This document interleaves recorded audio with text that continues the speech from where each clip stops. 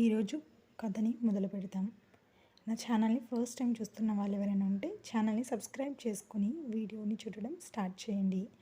పిచ్చిదాన్ని కాపరానికి తీసుకొస్తావేంట్రా, దాని పిచ్చి నీ కూడా అంటుకుందేంటి? గొంతెత్తి గట్టిగా అరుస్తున్న జానకిని చూసి ఆమెను ఎప్పుడూ అలా చూడని కొడుకు వినయ్, భర్త శేఖర్ తెల్లబోయారు. వాళ్ళని అలా చూసి అపరశాంతమూర్తిగా పేరు తెచ్చుకున్న జానకి తనని తాను సంభాళించుకుంది. గొంతు తగ్గించి నెమ్మదిగా అంది. మొన్ననే కదా మనం వినుని చూసి వచ్చాం. భద్రకాళిలా మీద పడుతుందేంటి? ఎంత భయపడ్డామో అప్పుడే మర్చిపోయావా? దాన్ని ఇంటికి తెస్తే ఎప్పుడొచ్చి మీద పడుతుందో ననుకుంటూ గదిలో పెట్టి తాళం వేయాలి. వేళకి దాని తిండి తిప్పలు చూడాలి. అవన్నీ ఒక ఎత్తైతే రోజుల పుసిగుడ్డు ఆ చంటిదాన్ని క్షణం క్షణం చూసుకోవాలి. ఇవన్నీ మనం చేయగలనవని అంటున్నావా? యథార్థాన్ని అంత స్పష్టంగా వివరించిన జానకి మాటలకి తండ్రి కొడుకులిద్దరూ కాసేపు ఏమీ మాట్లాడలేకపోయారు. 15 రోజుల క్రితం పాప పుట్టిందనే సంబరంతో వినీతని చూడడానికి వియ్యాల వారింటికి వెళ్ళినప్పటి సంగతి ఒక్కసారి గుర్తొచ్చింది ముగ్గురికి. జానకి, శేఖర్లకి వినయ్ ఒక్కడే కొడుకు. తల్లిదండ్రుల దగ్గర నుంచి చదువు, సంస్కారం చక్కగా అందుకున్నాడు. మంచి ఉద్యోగంలో ఉన్నాడు. సంప్రదాయంగా తల్లిదండ్రులు ఎంచి మెచ్చిన వినీతని సుముహూర్తంలో తన జీవితంలోనికి ఆహ్వానించాడు. ఏవో చిన్న చిన్న తేడాలు తప్పితే 2 కుటుంబాల మధ్య ఏ విధమైన గొడవలు లేవు. అలాగా చక్కగా సాగుతున్న సంసారంలోకి ఓ చిన్న ప్రాణి అడుగుడబోతుందనే వార్త వారందరినీ ఎనలేని ఆనందంలో ముంచెత్తింది. 2 దశాబ్దాల తర్వాత మళ్ళీ ఇంట్లో చంటిపాప పారాడబోతుంది. రెండిళ్లలోనూ ఎంతో ఉత్సాహం. వేడుకలు, విందులతో పాటు ప్రతీ నెల మెడికల్ చెకప్కి ఖచ్చితంగా తీసుకెళ్లేవాడు వినయ్. 7వ నెలలో పుట్టింటికి హైదరాబాదు వెళ్ళింది వినీత. అప్పటి నుంచి పురుడొచ్చే వరకు ప్రతిరోజు ఫోన్లో మాట్లాడుకునేవారు వినయ్, వినీత కూడా. అంతా బాగుంటున్నారు డాక్టర్లు, పెద్దలు కూడా. ఒకరోజు ఉదయాన్నే పాప పుట్టిందన్న శుభవార్త వినగానే ఏనుగెక్కినంత ఆనందపడిపోయాడు వినయ్. జానకి, శేఖర్ల ఆనందానికి ఇంకా అవధులే లేవు. 11వ రోజు బారసాల చేసుకుంటామంటే సిజేరియన్ ఆపరేషన్ అయ్యింది కనుక వినీత పీటల మీద కూర్చోవడం కష్టం కనుక బారసాల 3వ నెలలో చేసుకుందామన్న వియ్యాల వారి మాటను కాదనలేకపోయారు.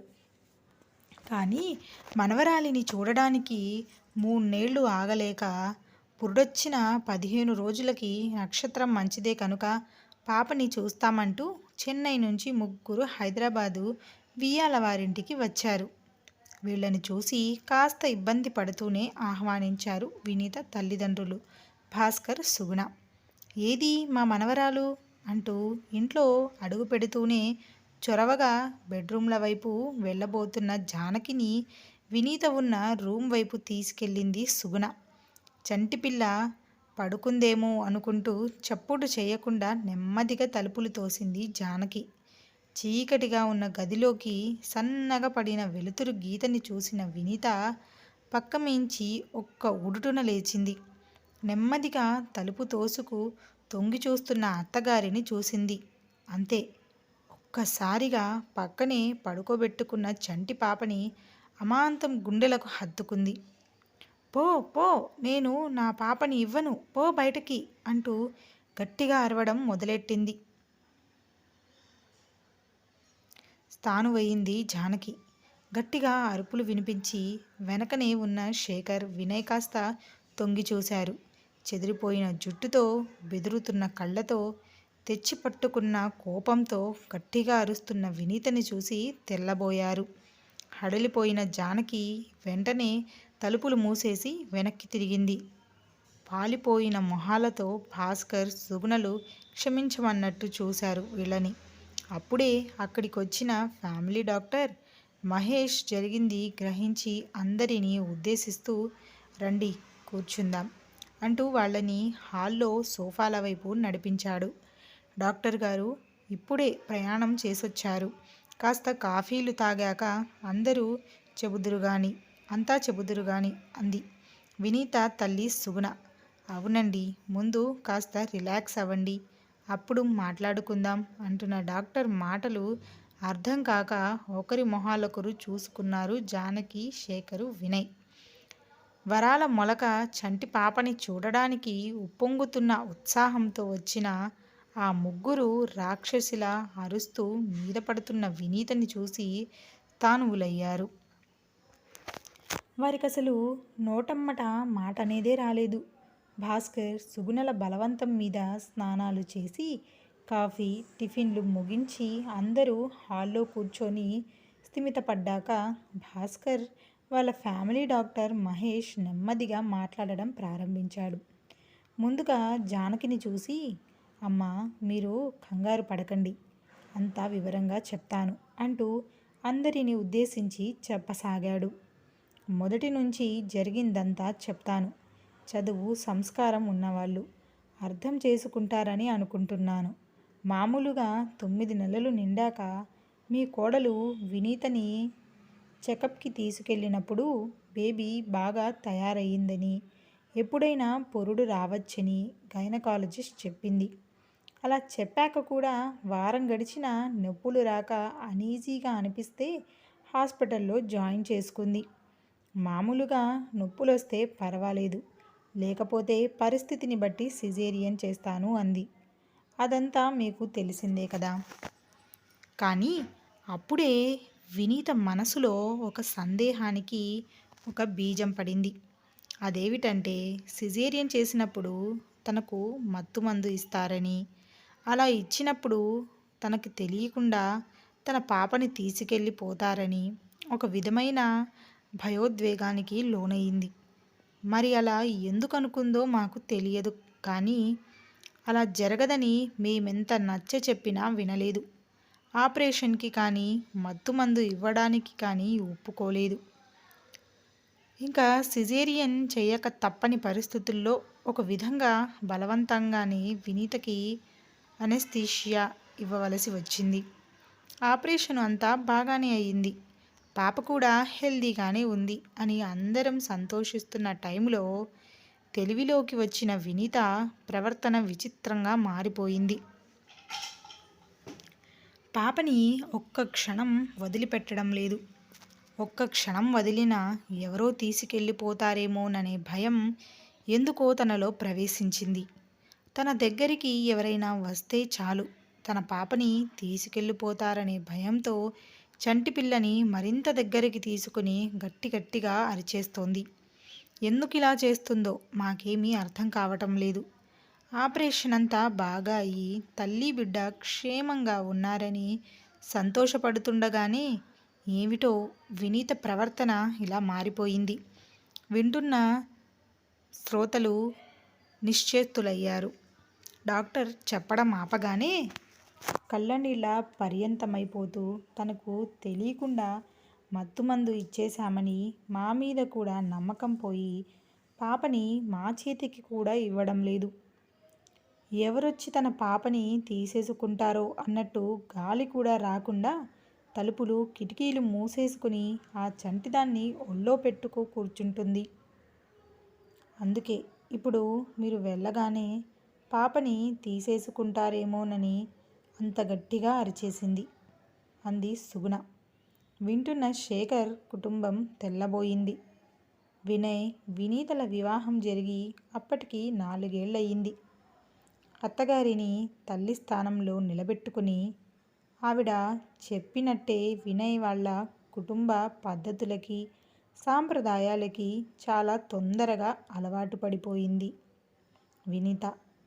ఇప్పటి రోజుల్లోని ఆడపిల్లల్లా విరగబాటు లేకుండా ఇంట్లో అందరితో చక్కగా కలిసిపోయిన వినీత అంటే అత్త జానకికి చాలా అభిమానం. మామూలుగానే ఆడపిల్లలంటే కొంచెం ఇష్టపడే జానకి వినీత కోడలయ్యాక తనకి కూతురు లేని లోటు తీరినట్టే అనుకుంది. గర్భవతి అయ్యి 7వ నెల వెళ్ళిపోతుండగా ఇంకా తప్పదన్నట్టు పురిటికి పుట్టింటికి వచ్చింది. అలా వచ్చిందన్న మాటే కానీ రోజు ఉదయం సాయంత్రం చెన్నై ఫోన్ చేసి వినయ్తోనూ జానకితోనూ మాట్లాడి అక్కడి ఇంట్లో ఆ రోజు ఏం జరిగిందో తెలుసుకుంటూనే ఉండేది వినీత.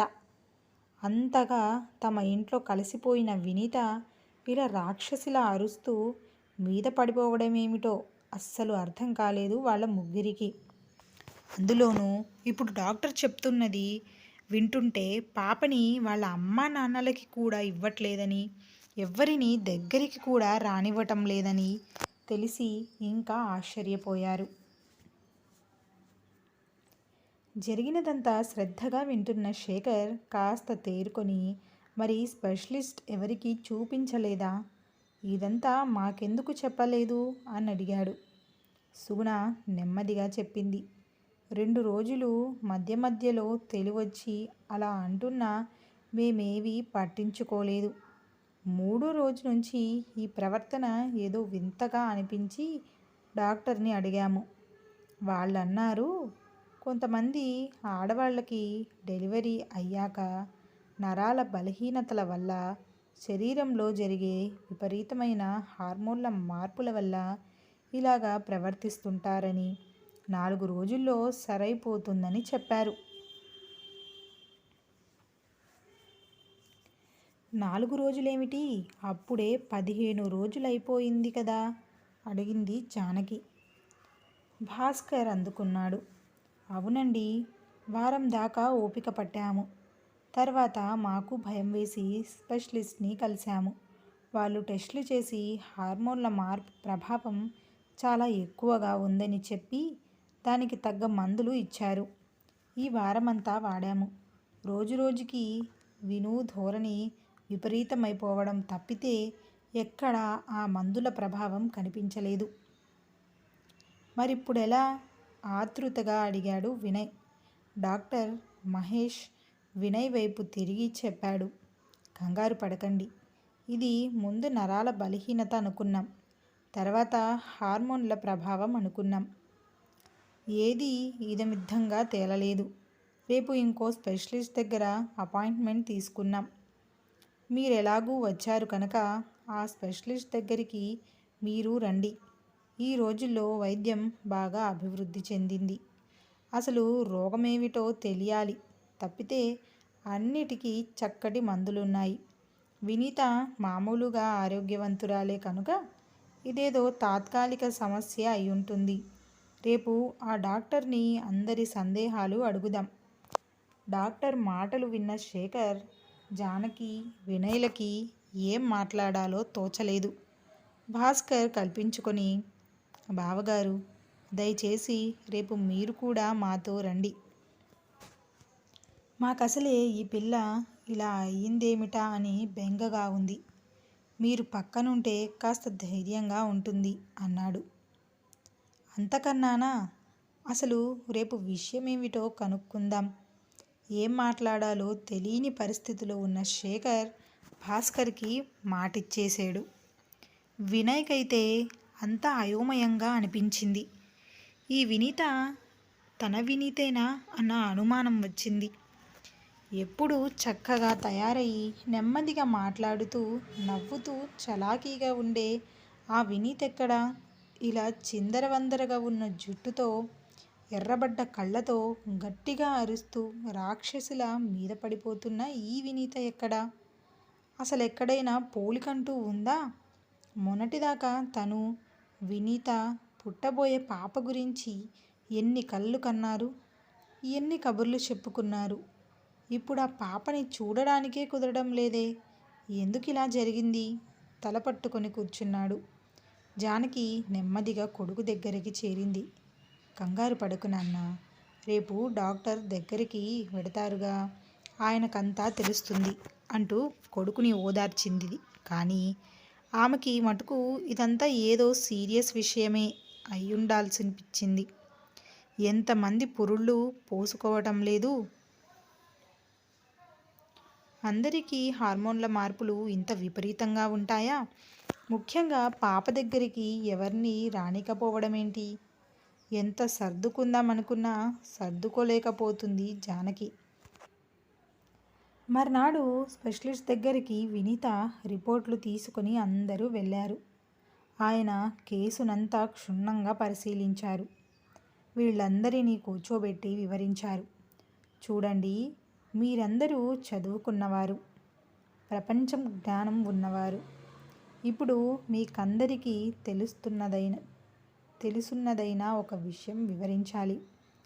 మన పెద్దవాళ్ళు కూడా అంటుంటారు, ఆడదానికి ప్రసవం అన్నది మరో జన్మ లాంటిదని. ఆ సమయంలో స్త్రీ శారీరకంగానూ మానసికంగానూ చాలా రకాల మార్పులకి, ఒత్తిడులకి లోనవుతుంది. కొత్తగా తల్లి అయ్యే స్త్రీ గురించి మన దేశంలో కన్నా విదేశాల్లో చాలా పరిశోధనలు చేశారు. శరీరం, మనసు కూడా ఎన్నెన్ని రకాల మార్పులకి, ఉద్వేగాలకి లోనవుతుందో చెప్పారు. అందుకే మనవాళ్ళు కూడా తల్లి అయ్యే ప్రతి స్త్రీ మనస్సు ప్రశాంతంగా, సంతోషంగా ఉంచాలని కుటుంబ సభ్యులందరికీ చెబుతుంటారు. మెడికల్ సైన్స్ ఇంతగా అభివృద్ధి చెందిన ఈ రోజుల్లో నెల తప్పినప్పటి నుంచి గర్భవతి అయిన మహిళ డాక్టర్ల పర్యవేక్షణలోనే ఉంటుంది. ఈ విషయంలో, వినీత విషయంలో మీరంతా ఏమీ తక్కువ చేయలేదు. అమ్మా నాన్నల కన్నా ఎక్కువగా అత్తామామలు, భర్త ఆమెని చూసుకున్నారు. మానసికంగానూ శారీరకంగానూ కూడా ఆమెకి ఏ లోటు లేదు. కానీ ప్రసవం తర్వాతే వినీత ఇలా ప్రవర్తిస్తోందంటే ఎందుకని మనం ఆలోచించాలి. ఆసక్తిగా వింటున్న శ్రోతలు కుర్చీల్లో కాస్త ముందుకి జరిగారు. మెడికల్ సైన్స్ ప్రకారం చెప్పాలంటే ప్రసవమైన స్త్రీలలో 90% మంది ఆ తర్వాత జరిగే ప్రసవానంతర రక్తస్రావానికి, ఒక విధమైన మానసిక బలహీనతలకి గురవుతారు.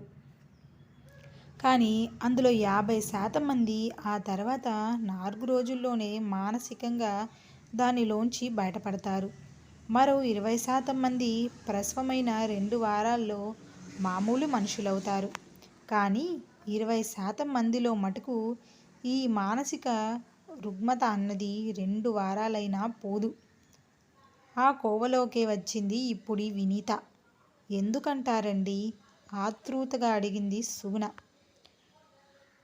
అడగడమైతే సుగుణే అడిగింది, కానీ జవాబు వినడానికి అక్కడున్న అందరూ అంతే ఆతృతతో చూస్తున్నారు. దానికి చాలా కారణాలుంటాయి. ప్రసవానికి ముందు వినీత చాలా సంతోషంగానే ఉన్నట్లు తెలుస్తోంది. ఆపరేషన్ కూడా అంతా బాగానే అయింది. ఆ తర్వాతే ఆమెలో ఈ వింత ప్రవృత్తి కనపడుతోందంటే దాని వెనకాల ఏదైనా బలమైన కారణం ఉండుండాలి. ఆమె మనసు మూలల్లో ఎక్కడో ఆమెకి తెలియని ఒక భయం, భీతి ఉండుండాలి. స్వంత తల్లిదండ్రులకి కూడా పాపని ఇవ్వడం లేదంటే ఆమె మనసులో ఉన్న భయమేమిటో మనకు తెలియాలి. అప్పుడు కానీ మనం దాని గురించి ఏమీ చెయ్యలేం. డాక్టర్ మాటలు వింటున్న వాళ్ళకి విషయం మరింత అయోమయంగా అనిపించింది. డాక్టర్ మళ్ళీ అన్నాడు, దీనికి మెడికల్ భాషలో చాలా పెద్ద పదమే ఉంది. ఇటువంటి దానిని మా వైద్య పరిభాషలో పోస్ట్మార్టం డిసాస్టర్ అంటారు. మామూలు భాషలో చెప్పాలంటే ది బేబీ బ్లూస్.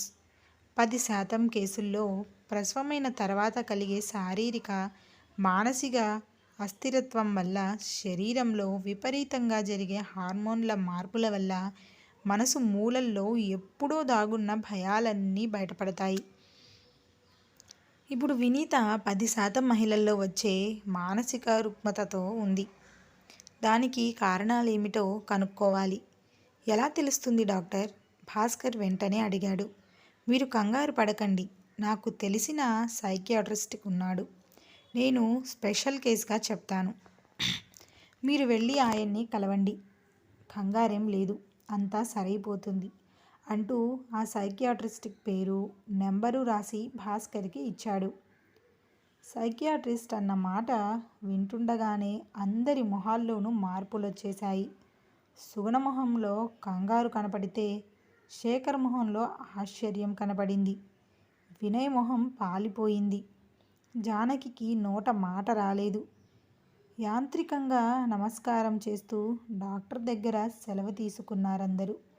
ఆ రాత్రి బయలుదేరి వెనక్కి చెన్నై వచ్చేశారు శేఖరం కుటుంబం సభ్యులు. అప్పటికప్పుడే అది జరిగి 15 రోజులైంది. అదంతా గుర్తొచ్చింది జానకికి. ఆ తర్వాత వియ్యాల వారిద్దరి మధ్య రోజు వినీత విషయమై ఫోన్లో సంభాషణలు జరుగుతూనే ఉన్నాయి. శేఖరు, వినయ్ రోజు భాస్కర్ నుంచి వివరాలు తెలుసుకుంటున్నారు. జానకి మటుకు స్తబ్దుగా అయిపోయింది. కోడలికి ఈ పిచ్చేమిటో, ఆ చంటిది ఎలా పెరిగి పెద్దదవుతుందో, నిండా 30 ఏళ్ళు కూడా లేని వినయ్ భవిష్యత్తేమిటో ఆమెకు అస్సలు అర్థం కావడం లేదు. అంత టెన్షన్లో ఉన్న జానకి దగ్గరికి వినయ్ వచ్చి, అమ్మా, మనం వినుని ఇంటికి తెచ్చేసుకుందాం అనగానే అందుకే అంత గట్టిగా అడిగింది. పిచ్చిదాన్ని కాపురానికి తీసుకొస్తావంట్రా, దాని పిచ్చి నీకు కూడా అంటుకుందేంటి అంటూ. వినయ్ ఏమీ మాట్లాడలేక అలా నిలబడిపోయాడు. శేఖర్ గబగబా జానకి దగ్గరికి వచ్చాడు. ముందు నువ్వు కూర్చో అంటూ డైనింగ్ టేబుల్ దగ్గర కుర్చీలో కూర్చోబెట్టాడు. చూడు జానకి, విను పిచ్చిదేమీ కాదు, నువ్వు ముందా మాట మానెయ్యి అన్నాడు. పిచ్చిది కాకపోవడం ఏంటండి, మనం కళ్ళారా చూసాం. డాక్టరే అన్నాడు కదా సైకియాట్రిస్ట్ని కలవమని. సైకియాట్రిస్ట్ దగ్గరికి ఎవరెడతారో నాకు తెలియదంటారా ఎదురు ప్రశ్నించింది జానకి. వినయ్ ముందుకొచ్చాడు. అమ్మా, ముందు నువ్వు విషయమంతా విను. ఈ 15 రోజుల్లోనూ మామయ్య గారు వాళ్ళు ఎంతమందిని కలిశారో, వాళ్ళేం చెప్పారో అన్నీ చెప్తాను అంటూ తల్లి పక్కన కుర్చీలో కూర్చొని వినయ్ నెమ్మదిగా వివరించాడు. మామయ్య గారికి లక్ష్మి అని ఒక చెల్లెలు ఉండేదిట.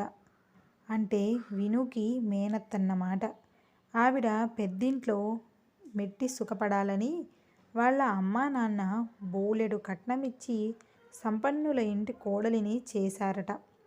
కట్న కానుకలతో సరిపెట్టుకోకుండా వాళ్ళు అస్తమానం ఆవిడను ఇంకా ఇంకా డబ్బు తెమ్మని పుట్టింటికి పంపుతుండేవారట.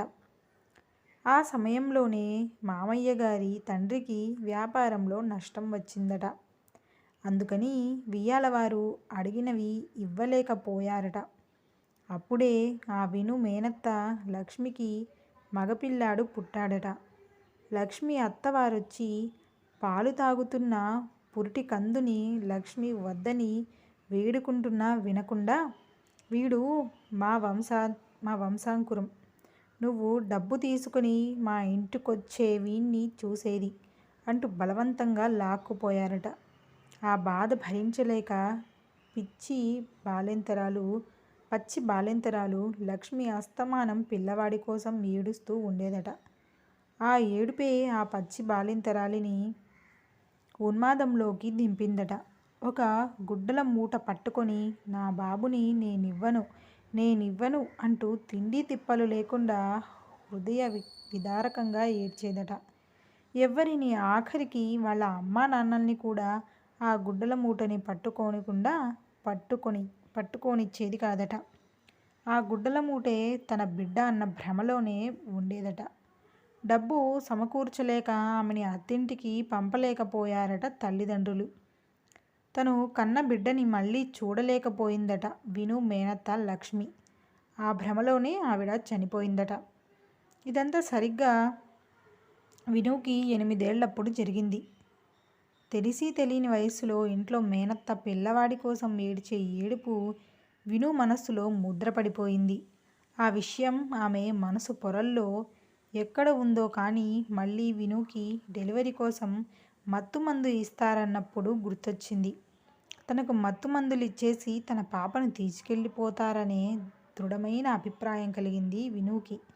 సాధారణంగా డెలివరీ అయ్యాక ఆడవారిలో కలిగే హార్మోన్ల మార్పు వల్ల, నరాల బలహీనతల వల్ల, ఎక్కువగా మానసిక ఆందోళనకు గురవ్వడం వల్ల విను తనని తాను సంభాళించుకోలేకపోయింది.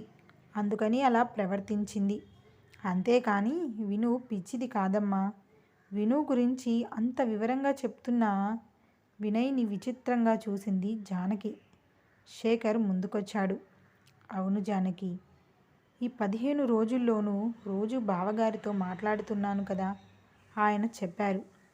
సైకియాట్రిస్ట్ వినుని బాగా పరీక్షించి కారణం ఇది అని చెప్పగానే స్పెషలిస్ట్ విను తొందరగా కోలుకోవడానికి మంచి మందులు ఇచ్చాడట. కానీ మందులతో మాత్రమే పని జరగదని, దానితో పాటు ఇంట్లో వారి సహకారం వినుకి చాలా కావాలని చెప్పాడట.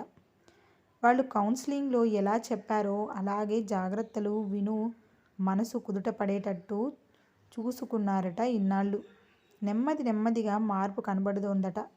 ఇప్పుడు పాపని వాళ్ళ అమ్మానాన్నలకి అందిస్తోందట విను.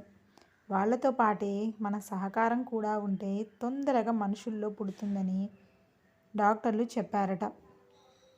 అందుకనే వినుని ఇక్కడికి తీసుకొస్తున్నామని చెప్పారు బావగారు అన్న శేఖర్ మాటలకి తలెత్తి చూసింది జానకి. వినయ్ తల్లి కాళ్ళ దగ్గర కూర్చున్నాడు. అమ్మా, భార్యని ఎలా చూసుకోవాలో నువ్వే ఇదివరకు ఎన్నోసార్లు చెప్పావు. ఏ తండ్రి కూడా కూతురికి తిండి పెట్టుకోలేక పెళ్లి చేసి పంపించడు. మన వంశం నిలబెట్టడానికి ప్రాణంగా పెంచుకున్న కూతుర్ని మన ఇంటికి పంపుతాడు. మన ఇంటికొచ్చిన లక్ష్మిని మనం జాగ్రత్తగా చూసుకోవాలి. అది నాతో ఎన్నిసార్లు చెప్పలేదమ్మా నువ్వు? మన ఇంటి లక్ష్మికి ఇప్పుడు నిజంగా మన సహకారం కావాలమ్మా. ఇలాంటి పరిస్థితుల్లో ఉన్న భార్యని రావద్దనడం ధర్మమేనంటావా? నువ్వే చెప్పు అని అడిగాడు. కానీ అనబోతున్న జానకిని మరి మాట్లాడనివ్వకుండా వాళ్ళు రేపొస్తున్నారు. అత్తవారింట్లో వారు కూడా విను కోలుకోవడానికి సహకరించాలని డాక్టర్ చెప్పారట. మన ఇంటికొచ్చిన పిల్లని మనం చూసుకోవాలి కదా జానకి అన్నాడు శేఖర్. కానీ నాకు తెలీదే, భయమేస్తుంది అంది కంగారుగా జానకి. ఆ రోజు వినుని చూసిన దృశ్యం మర్చిపోలేకపోతుందామె.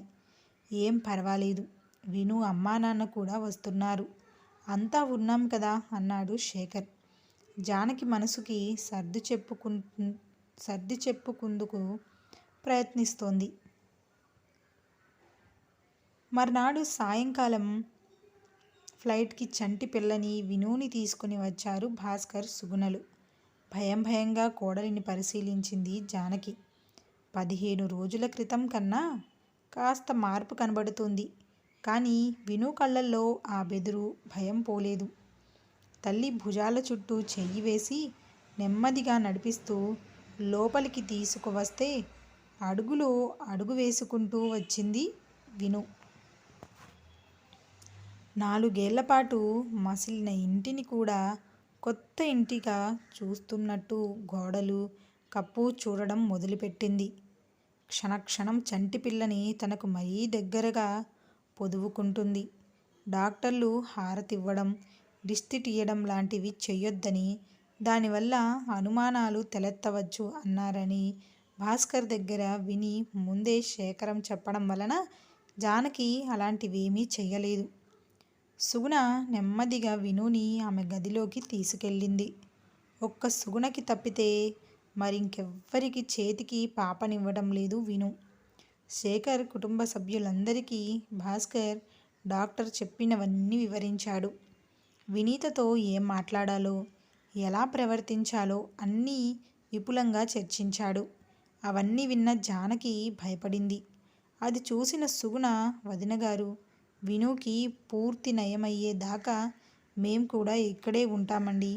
డాక్టర్లు అమ్మా నాన్నలతో పాటు భర్త, అత్తామామల సహకారం కూడా ఉంటే తొందరగా కోలుకుంటుందని అన్నారని ఇలా తీసుకొచ్చాం. అసలు ఇలా వస్తామని అడగడానికి మేం చాలా భయపడ్డాం. చాలామంది ఈ పిల్ల పిచ్చిదైపోయింది, మాకొద్దు అని మీరు అంటారని చెప్పారు. కానీ మీరు పెద్ద మనసు చేసుకుని మాకు ఈ అవకాశం ఇచ్చారు.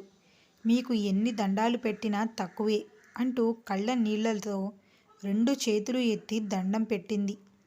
జానకి కంగారుగా, అయ్యయ్యో అలా అనకండి, విను ఈ ఇంటి కోడలు. మా వినయ్ మనసులో ఉన్న విను కోసం ఏదైనా చేస్తాను. కానీ ఏం చెయ్యాలో ఏమిటో కాస్త మీరు చెబుతుండండి అంతే అంది. జానకి మాటలకు సుగుణ మనసు నిండిపోయింది. ఇంత మంచి అత్తగారు వినుకి దొరికినందుకు పొంగిపోయింది.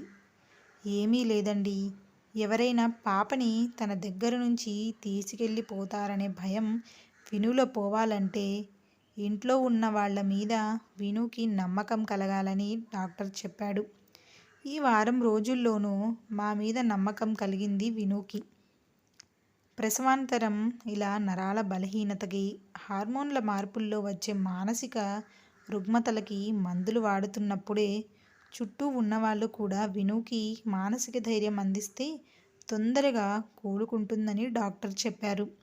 వినుకి కన్నబిడ్డ పాప మీదున్న మమకారం శారీరక, మానసిక బలహీనతల వల్ల ఇలా పిచ్చిలా మారిందని అన్నారు. సుగుణ మాటలు వింటున్న జానకి ఆమె మాటలని మధ్యలోనే ఆపింది.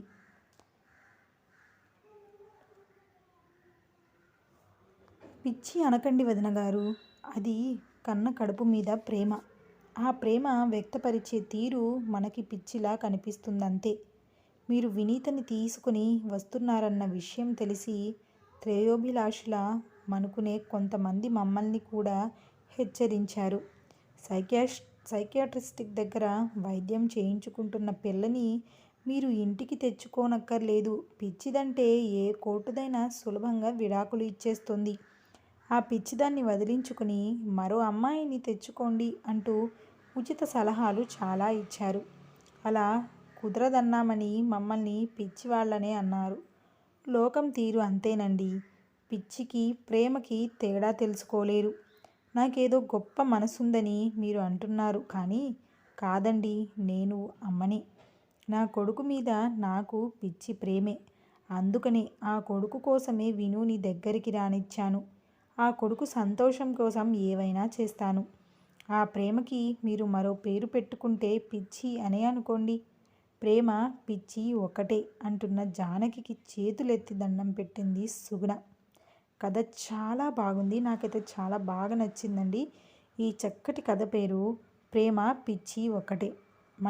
ఈ చక్కటి కథని రచించిన వారు జిఎస్ లక్ష్మి గారు. మీకు ఈ కథ నచ్చింది అనుకుంటున్నాను. నచ్చితే ఒక లైక్ చేసి, షేర్ చేసి, దీనిపై మీ అభిప్రాయం ఏంటో కామెంట్ చేసి సబ్స్క్రైబ్ చేసుకోవడం అయితే మర్చిపోకండి. ఇలాంటి మరిన్ని కథలతోటి మీ ముందుకు ఎప్పుడూ వస్తూనే ఉంటాను. ఇక ఈ రోజుకి సెలవు తీసుకుంటున్నాను. ధన్యవాదాలు.